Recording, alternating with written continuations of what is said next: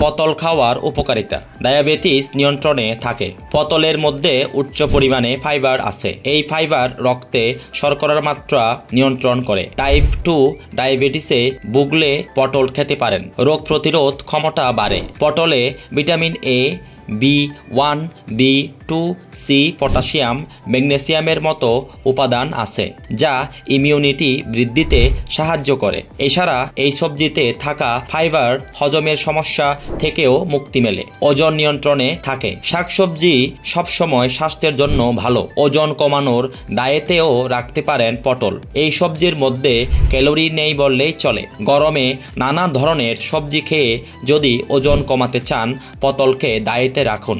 রক্ত পরিষ্কার রাখে।